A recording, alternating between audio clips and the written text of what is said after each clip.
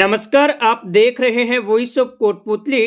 खबर बानसूर से, जहां गांव बिलाट के Yuva Jagriti agro research and organic farm institute and rehabilitation centre पर होलाद सरपंच सतपाल चौधरी के आतिथ्य में युवा जागृति संस्थान के तत्वाधान में चल रहे Udaynath agro producer company limited थाना गाजी के किसानों की मौजूदगी में राष्ट्रीय किसान दिवस बड़ी धूमधाम से मनाया गया। इस दौरान किसानों को सरकार की कल्याणकारी योजनाओं के बारे में बताया गया।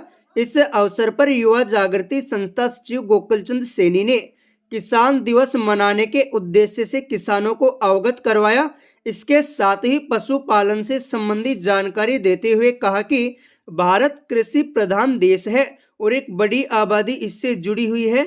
ऐसे में किसानों की आर्थिक मदद इन योजनाओं के जरिए की जा रही है। बात अगर किसानों की हो रही है तो आपके लिए जानना जरूरी हो जाता है कि हर साल 23 दिसंबर को राष्ट्रीय किसान दिवस मनाया जाता है, ताकि किसानों की अहमियत समझते हुए उन्हें सम्मान दिया जा सके। भारत के पूर्व प्रधानमंत्री चौधरी चरण सिंह के जन्म दिवस को ही किसान दिवस के रूप में मनाया जाता है, जिन्हें किसानों के मसीहा के रूप में भी जाना जाता है। उन्होंने अपने कार्यकाल में किसानों के हक की आवाज उठाई और किसानों के लिए सुधारात्मक कार्य करते रहे। इस दौरान खेती, किसानी एवं पशुपालन में उत्कृष्ट कार्य करने वाले किसानों को सम्मानित किया गया। इसके साथ ही किसानों को AI ऐप के बारे में जानकारी भी दी गई, ताकि किसान इस ऐप के जरिए खेती किसानी से संबंधित महत्व जानकारी प्राप्त कर सके। इस मौके पर सरपंच सतपाल चौधरी, युवा जागृति संस्था सचिव गोकुलचंद सैनी, संरक्षक गिरिराज प्रसाद सैनी, हरीश सैनी, FPO के किसान एवं ग्रामीण मौजूद रहे। राष्ट्रीय किसान दिवस के उपलक्ष्य पर युवा जागृति संस्थान के तत्वाधान में आज युवा Jagriti agro research and rehabilitation centre जो बिलाट में स्थित है, वहां पर उदयनाथ जो फार्मर प्रोड्यूसर ऑर्गेनाइजेशन है, उसके जो गोट फार्मिंग के फार्मर्स हैं, उनके साथ में आज यहाँ कार्यशाला आयोजित की गई। और जो प्रगतिशील ऐसे किसान जिन्होंने नवाचार करते हुए खेती में कुछ नवाचार किए हैं, उन 25 किसानों को आज यहाँ पर पुरस्कृत किया गया।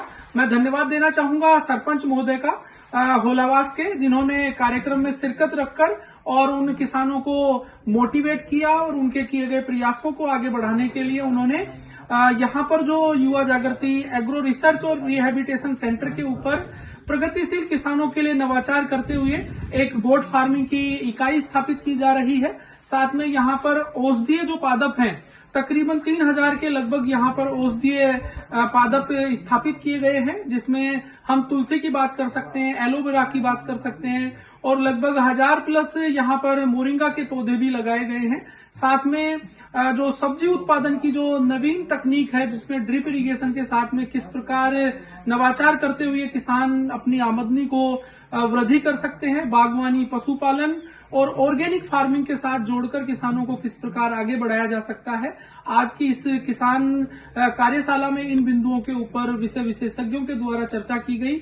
और मैं धन्यवाद देना चाहूंगा युवा जागृति के इन प्रयासों को कि किसानों को जैविक और प्राकृतिक कृषि के लिए आगे बढ़ाने के लिए इस प्रकार के नवाचार किए जा रहे हैं। और मैं सभी किसान भाइयों को आज राष्ट्रीय किसान दिवस के उपलक्ष्य पर धन्यवाद देना चाहूंगा उनको, कि जिन्होंने अपने प्रयासों से और इस प्रकार के सकारात्मक नवाचार की